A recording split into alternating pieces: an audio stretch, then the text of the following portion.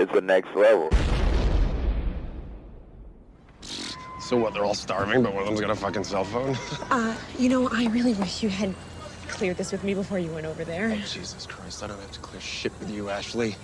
I saw a chance for an easy win and I took it. How many views? Well, they posted last night. We scripted 17 minutes later, but that's forever, and there's been some blowback. Blowback.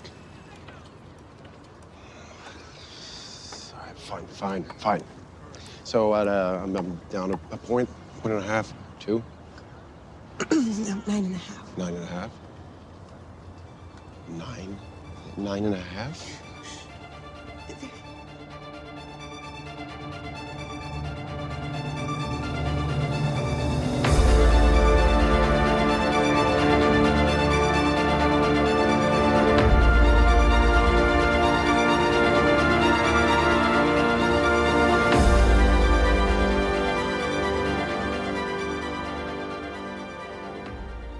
Welcome back to the show, panelists. I'm Mark. And I'm Steve.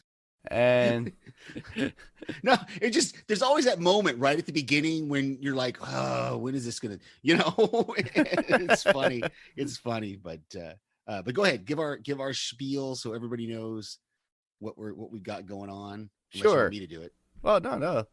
Well, basically, this is a spoiler-filled podcast on the second season of the Amazon Prime's The Boys. We've watched the whole season 2 and all the episodes within, and we are now discussing these episodes from the point of view, or that point of view, as it were. If you have not watched all the second season of The Boys, why are you here?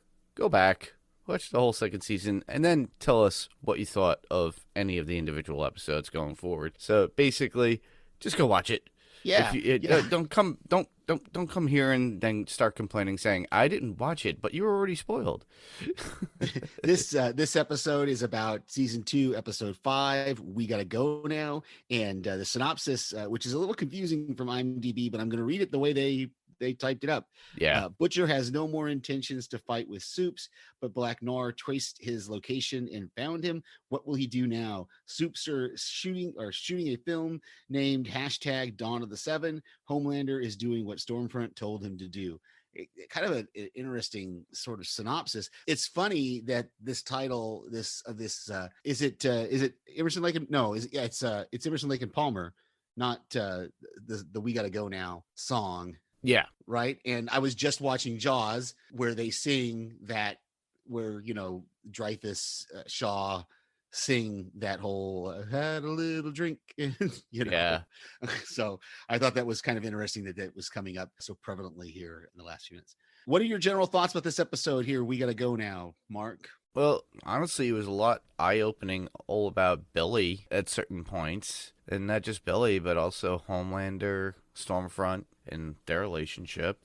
And then, and everything else in between, the making of the movie, about the Seven. That was pretty cool. So yeah, and I really enjoyed it and watched it a couple of times here for this watch, and I remember enjoying it the first time I watched it. There's a lot of little things in it that are really super cool, but there's a lot of big moments that we get that really move the story along, and so it's really interesting that this here in the middle of the season they gave us this episode that gives us a lot of information. There's a lot of subtle little things going on that you might not notice the first time around, so it's kind of nice watching it again.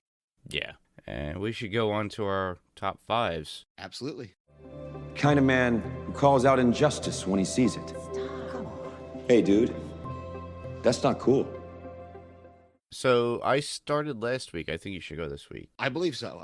I just want to talk a little bit about the scenes that they're filming these Dawn of the Seven movie. I loved seeing Greg Grunberg in this. It was so cool to see him. Of course, I've been a fan of his ever since Alias and everything else he's done, from his brief cameo on Lost. I love the little comment about the Joss rewrite quote, because that's one of the things that Joss Whedon did a lot, like in the 90s. And I think he did a lot of rewrites of movies and stuff. So that was kind of cool. Homelander was kind of acting like the director there. I'm not sure if he was actually directing or if it was just maybe that scene with Maeve and the girl, because we don't see him subsequently in the other scenes when they're shooting. So it may have just been that particular one.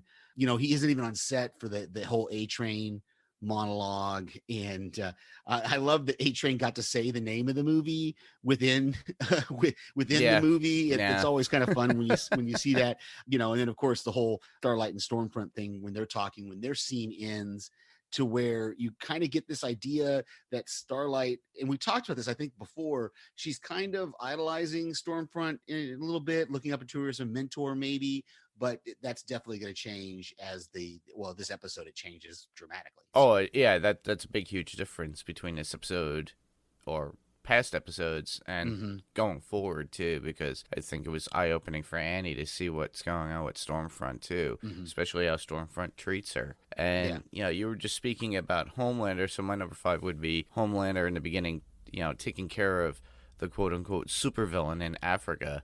He kills that guy and makes fun of him before he actually kills him, and then causes another kid to die because of the laser from his eyes that went through the supervillain. Homelander is starting to basically slip, with trying to keep his craziness away from the public now. And, as a result, Ashley is getting even more stressed about dealing with him. And we see that a lot within this episode. Yeah, for sure. Homelander is definitely, that whole scene in that hallway there, that corridor or whatever, where he's just watching the video over and over again, and he can't handle what's happening. When he went to that rally that the congresswoman was doing, and the first time I watched this way back when, and he lasered the crowd, like I was actually fooled. I thought, did he actually just do that? You know, but it's definitely one of those things that when you have an extreme narcissist with control issues and he suddenly starts to lose his grip, he's definitely going to spiral out. So yeah, and that's actually a cool thing that happens. So we get a closer look into his mind of how he sees things too within that scene too, if you look about it. Exactly. So my number 4 is, I love kind of the way the editing is on this show. Sometimes it does a really good job. We have that whole scene with the Deep and his wife, and they're on the couch and they're talking to Katie Couric, and I think it's Katie Couric. And they, as the camera kind of pans away or kind of backs up, it smoothly edits right into the scene of them on the TV in that little restaurant or whatever, where Kimiko goes and attacks those guys. And so I thought that was really, really cool. That and that whole fight scene with her is just amazing. Everything she does, I think you've got it in your notes about the face pulling off. Oh yeah, and she buries one of the guy's gun like through his eye. It was just gruesome. Frenchie comes in, he sees the face on the floor, and so yeah, just crazy stuff. Exactly. And that would lead me to my number 4, which would be the filming scenes with the Seven movie itself. The forced scene about Maeve being gay with the other actress there, that was a little bit, pushing it, and you could see how Maeve was not really dealing with it very well, And then Annie and Stormfront's little talk about Annie getting too close to her. Stormfront gets that like, hello, excuse me, you're in my area, you're getting a little bit too attachy. What's with the touchy-feely thing, Yeah. And then Stormfront brings Annie's mother to the set and using her to to convince Annie to do what she wants, uses Annie's mother to try to manipulate, her, I'm not sure if that was like a subtle kind of menacing kind of thing from her or what that was all, because it really, and I kind of know what I said earlier about Starlight kind of looking up to Stormfront, but at the same time, we have this very sarcastic moment when the AD or whoever this guy is says, oh, act like you actually like each other. And then Starlight kind of mockingly or sarcastically says, oh, we have to like each other, and it was a little weird. I now that I go back, I kind of backtrack a little bit. It was kind of like it was pushed on them, but and her, maybe she had doubts at that point, but I think those doubts were kind of corrupted at that point when Stormfront brought Annie's mom right to Starlight's face, and then they get in this whole discussion about her personal life, and you could see that Annie was not having anything to do with it.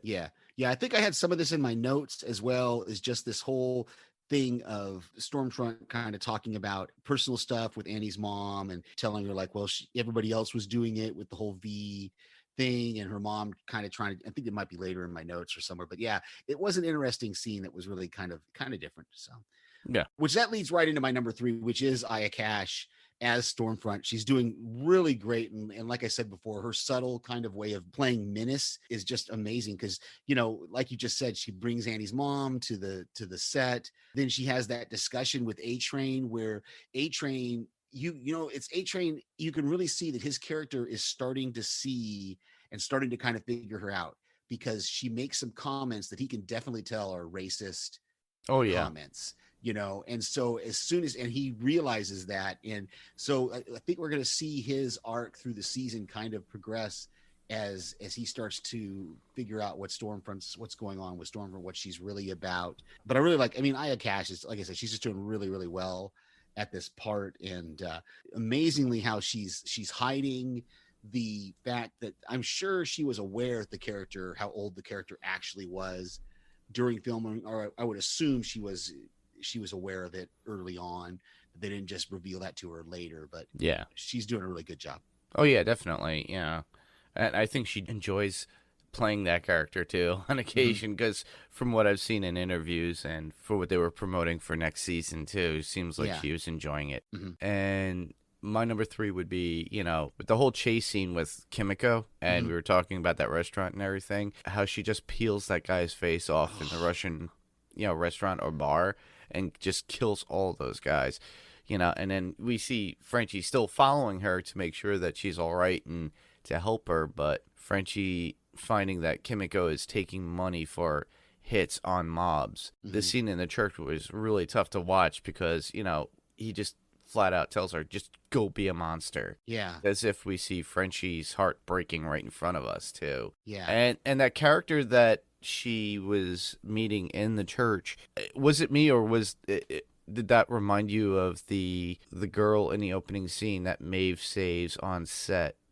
Oh, a little bit, but that was Cherie, right? The girl that he's been kind of on and off with throughout the 2 seasons, right? Yeah. Kind of. She did look a little bit. She didn't have that color in her hair though. No, she didn't. But it just reminded me so much of it though. Yeah, that's just interesting. Yeah. So my number 2 it's kind of a quick one, but it's just when Homelander does come to that rally where Congresswoman Newman is, and she's just staring at his head the whole time there. And now we know, because we know that she's the person who's doing the head popping. I saw a YouTube video that kind of really focused in on this, her staring at his head, that kind of maybe she has to have line of sight kind of thing. I'm not sure about that issue, but it was definitely, she was very much staring at him throughout that whole time as he walks out in the crowd, and then as he comes back up onto the stage, and you really wonder if she was just waiting for him to say the wrong thing, that just to pop his head. Yeah. If she would have been able to, I don't know. I mean, we know that she can do it, but we haven't seen her kill a soup yet, so we don't know. Well, that would have been way too obvious in front of a big, huge crowd like sure, that. Yeah. I mean, it would have been. Yeah. It's probably that one of those things. I really hate you. I want to really pop your head, and I know what you stand for, but I can't. Yeah, exactly. Yeah, and like I said, we don't know about this whole. Like I said, the video that I watched, the guy kind of stressed that he thought she had to have line of sight on the person, because in the last episode she's going to pop that guy's head, she's standing outside his whatever compound or whatever it is, but I'm not sure about that, because we don't know where she was when Raynor was popped, very true. And so it's we're going to find out more about her. We got to find out more about her next season, I'm sure. I hope so, because it's an interesting character all together, because literally she's been salt and peppered throughout the whole season. But we really don't see her as like a major player, but until we realize who it is at the very end of the we don't season. It really is. She's very subtly throughout, not every episode, not even every other episode, like every third episode or so, she's kind of she just makes an appearance, and you kind of go, oh yeah, about her. That's her. Yeah. And my number 2, well, that would be Black Noir at Billy's house. Billy's aunt's house, I should say. And they escape by calling the fire department about a gas leak. They use it as a good distraction, and the cool thing is you get to see Billy, and he sees Black Noir from the car when he was trying to leave and just abandon everybody, but he sees it in his I think his side view mirror, and just looks up. Yeah, and it took me several times watching this to actually catch Black Noir on that rooftop, when Yeah. he comes back into the building. And I had to wrap my brain around this whole plan. And I finally figured out what they were actually doing by calling the fire department in was they were delaying Black Noir getting into the house. They didn't call the fire department as a distraction for them to escape because they knew that he could catch up to them. They called in the fire department to delay him long enough for them to set those booby traps around the house. Is what it took me. It took me every 3 or 4 times of watching this episode to figure out that's what they were doing. Because I was like, why did they, if they were using the fire department as a distraction to escape, why didn't they escape? Why did they stay in the house? And then I figured out that, oh no, they were using it to delay him so that he wouldn't come into the house until they had time to set all these traps. Yeah, exactly. Yeah, because he did say Mother's Milk mentions that he can run faster than a car. So Yeah, that is true. And I would love to see that. yeah, it would have been interesting. That leads right into my number 1, which is the fight with Black Noir in the house. And then I'm really surprised that any of them were able to survive that. I mean, Mother's Milk gets a knife thrown into his chest. Yeah. And I guess it didn't go in, Black Noir, for whatever reason, didn't throw it deep enough to kill him. And he's advancing on Huey when Billy gives kind of his bluff about Homelander and having pictures or proof that Homelander has a kid out there and that he raped his wife. So it's really interesting, that whole thing when they're kind of down there in the bottom. It's really a tense moment because they're in that basement and they can hear the explosions going off and they hear him walking, and then that gas grenade comes in and they have to flee out of the taffy room there. So I love it. He's all covered in shrapnel and, he's got all this stuff sticking out of him. So they suddenly realize he's got this healing factor if they didn't know about it before. I mean, Huey shoots him through he puts his hand over the gun barrel. Yep. Huey just pulls the trigger, shoots right through his hand. But very much like the Crow, but he doesn't scream out, Exactly. Yeah. Yeah. And so I was, that whole fight was just really fun to watch every time I watched it. Yep. And my number 1? Mm-hmm. Well, that would be Victoria's speech in the city, Stormlander showing up. You already mentioned some of this. Mm-hmm. And then we see what is basically in Stormlander's head at that point, with him. Homelander. Yeah. Not Stormfront. Yeah. That's their ship name, Stormlander. Stormlander. That's the ship name for Stormfront. And I actually wrote Stormlander too, which is pretty funny. So, all right, cool. That works out. We'll make it their ship name, yeah. Yeah, we'll just ship them, like Carol and Daryl. It's like, well, that's exactly. not Daryl. Yeah. But, him blasting everyone with, his eyes. He just makes it worse with what he's saying, though, not just what is in his head. He says sometimes these things just happen. He makes Ashley pull more hair out of her head with, the stress that he's putting her through. So we start to see the more of Ashley just getting crazed about how we'll say it's Stormlander is actually creating, Homelander is doing with people. Yeah. And that ending scene with Homelander and Stormfront, Stormlander at this point, yeah. and getting their super jollies off. Exactly. And that was a bit crazy, too, because she kept asking for, yes, it hurts. He's like, what? You want me to stop? She goes, no. I guess she actually gets to feel if it hurts a little bit, and she doesn't really feel much. Yeah, that's that whole S&M thing, I guess. I don't know. I'm not into that. I'm not into. I don't know, but no, that was really wacky. But we do find out later on, with their little relationship of who he is, of who Homelander is, who she is, and where this relationship is basically going and why she is there. So, this is like the beginning of what we're starting to see with those two. And that was what was pretty cool about this episode. Yeah, exactly. So we both got quite a few notes. I'm looking at mine, seeing what's the kind of the highlights that's interesting. Why don't you go ahead and go first and what you want to give? Well, in the very beginning of the episode, it's before the credits come down, Billy in the bar with the live hardcore rock music that's out there. He takes advantage of lashing out and beating up a concert goer and then gets beat up, which I guess he really needed, and, Homelander and what did I write? The But frozen regardless, peas. He puts the frozen peas on his head. Where he's oh got yeah, where yeah, he's yeah, getting kicked. the peas. I'm like, what? I was did trying to write? figure that out too. What you wrote there. Yeah, it was the frozen peas, but we get to see, all that the mark- marketing. all that stuff with the whole what was it, Starlight, like skin cream or something like that. So Yeah, and also leads into the thought of what Judy, his aunt, states about the brother Lenny that Billy had, and how he used to take care of Lenny, and basically, I guess Lenny used to get beat up or abused in some way from people. yeah, And- we're gonna get more. We're gonna get more about him, I think, in the next couple of episodes when we meet Billy's parents and stuff. Yeah, But, and I think that had to be a result of what we learned about Billy from Yeah. Judy, because it seemed like it brought him back to the way he felt too.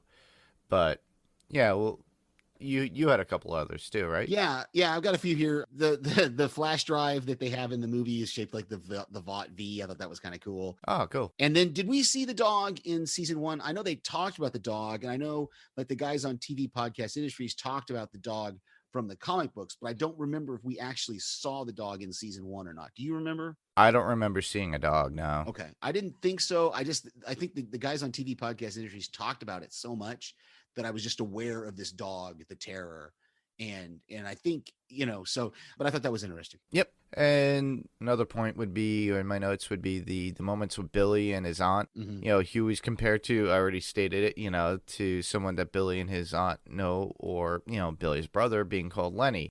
And, it goes into that whole information I just said before about Lenny, and the fact that, of all things, Huey just, it just reminded Judy about Lenny itself. Right. And She's comparing Huey to Lenny and making that comparison. So, yeah. meanwhile, also, we got that whole canary in a coal mine. Yeah. And Mother's Milk brings that up too, especially when Huey got off the phone with Billy in the very beginning, just after the bar and everything. And, Mother's Milk is like, what did he say? I need to know word for word what he had said. So basically, Mother's Milk was feeling that, and that's why they were sent off in their journey to find Billy. Because that's why he knew where. That's why he knew where Billy was, because he knew that the dog toy. Huey heard the dog toy squeak, and so he knew he was going to his dog. Let's see. I got a few that we haven't already discussed. We've discussed some of that. The return of Malcolm Bennett. I thought this was really curious because we saw him in Preacher. If anybody's a fan of the show Timeless, he was in that show as well. But wasn't he the guy in like the little group therapy scene that had lost his junk to a soup in season 1, and so now he's back working for Vought and working for the soups? I was a little confused by the character. I didn't go back and try to rewatch the episode he was in season 1, but that just, it was curious of me to see him there. Yeah, it was pretty cool though that we finally, we did get to see him again. The next one would be the conversation with Terror the dog with Billy outside about it all being now about Metamucil and removing ticks as you get older. I guess that's because it's his view of looking at a kind of retirement. He was home. talking about getting out of the stopping fighting soups, like we talked about in the synopsis. He was going to just try to disappear out of the picture, and he was like, so that was what retirement life for him was. Yeah, it's his view of what would be in being retired. Yep. And Billy's aunt, Judy, stating Huey to stop playing with Terry's toy, which is his fuck pig. Yeah. Yeah, exactly. And then you can see the look on Huey's face, like, ew. Yeah.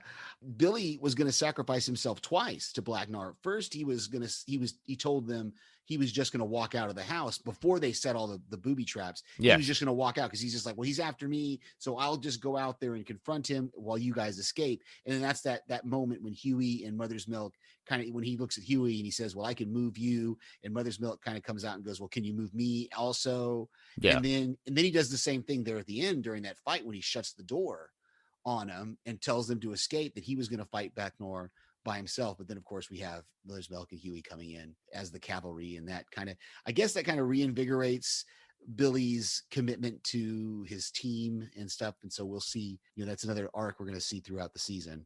Yeah. Kind of going back and forth between should he quit or stay, or quit, stay, Exactly.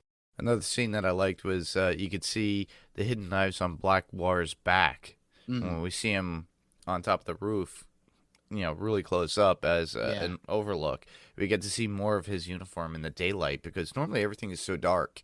Yeah. We don't get to see what, makes more of him.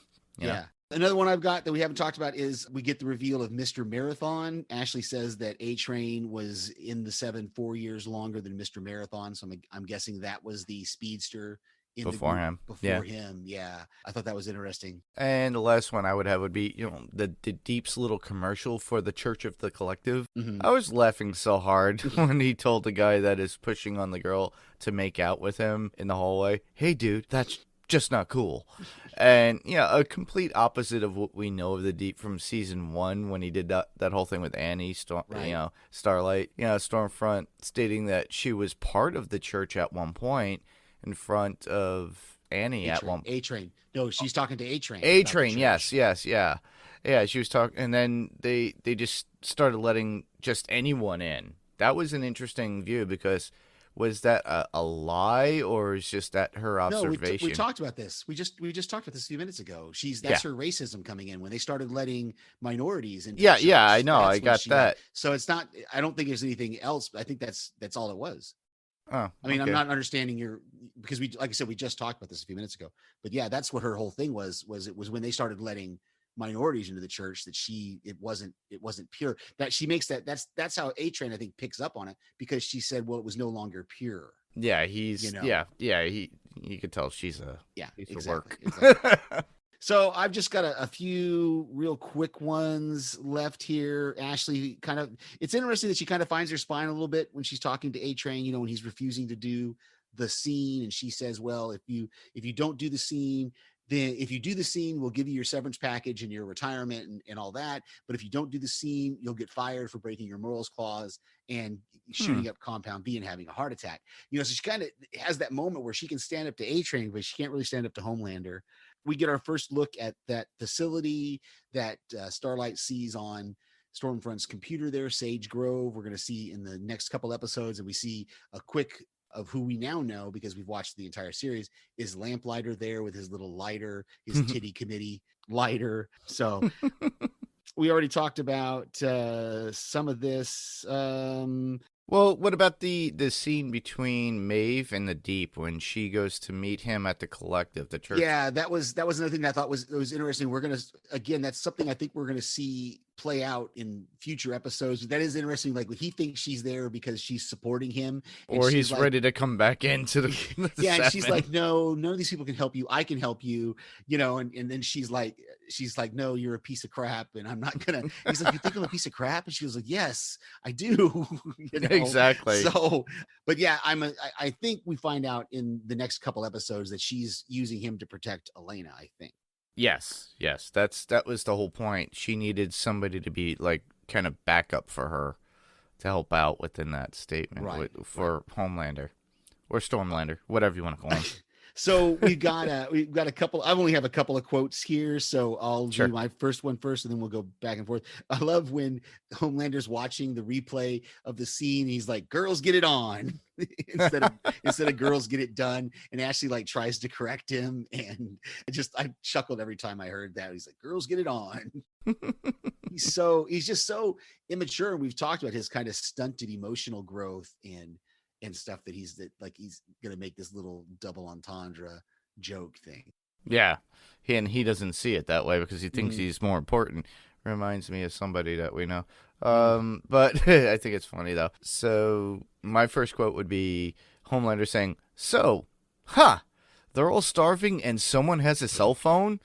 And that was after seeing the footage of him killing the supervillain, and I think it was Ethiopia. It was in Africa, probably. Yeah, I could be wrong. I don't think they said what country it was. Me from, neither. Yeah, but the fact that somebody had a cell phone camera, and then my only other one is at the end there when Billy is talking to Stan Edgar, and he says, "Roll the dice." I don't want to say that word. I reckon he'd be more popular than Megan, and I think he says Megan and Harry's little Sprague when he's talking about revealing Homelander's kid to the world. I just thought that was. Yeah, and next one I would have would be Billy saying, "You're always like my canary, I suppose," to Huey on the phone, and that's literally what arouses Mother's Milk at that point, because when Huey actually mentions it. Next one up would be if they want a lesbian Ken doll, they can find someone else. And that was Elena when Maeve wants her to work on, with the promotion that they have set forth with that. That way she can try and protect her from Homelander. Yeah, it's interesting what they're showing, kind of that kind of, what's the word I'm searching for, that where people think one thing and it's the only way they think a thing is. They're the lesbian couple has to be like a standardized couple where there's one is clearly a cliched kind of cliche. look. Thank you. That's the like a cliched thing that they're trying to. They're like, well, one of you's got to be masculine, one of you's got to be feminine. You can't both be feminine. Well, they mentioned Ellen and Portia de Rossi, so that's like, oh well, Ellen looks like a butch and a guy, and then Portia's so beautiful, and it's really not the case, honestly. Right. And then my last one would be Huey stating, "This is the taffy room?" And then Billy's aunt and Judy goes, "A more affordable alternative privatized care service." And then Billy goes, "Yeah, she's a dealer." Yeah, I thought that was interesting because Huey thinks she's this sweet, aunt type person, then finds out that she's got this basement, whatever it is, medical or drug lab or whatever she's cooking up down there. So no feedback this week? Nope, no feedback this week. But as far as comic news, well, obviously everybody else out there in the world is doing their own virtual cons. So if you're interested in that sort of thing, Wizard World has their own virtual cons that are going on weekend by weekend. So there's a bunch within November. I was just on one today for GalaxyCon, and they had some of the guys from the Clerks movie on. So I got to see Brian O'Halloran, who played Dante, and I think Jeff Anderson was on. He was doing privatized, but they had them all doing their own little panels, and they had their meet and greets and everything. So I recommend going out there and doing that if you can, because honestly, this is the time of the year where I generally go. This time of the year, usually I'm in Atlanta.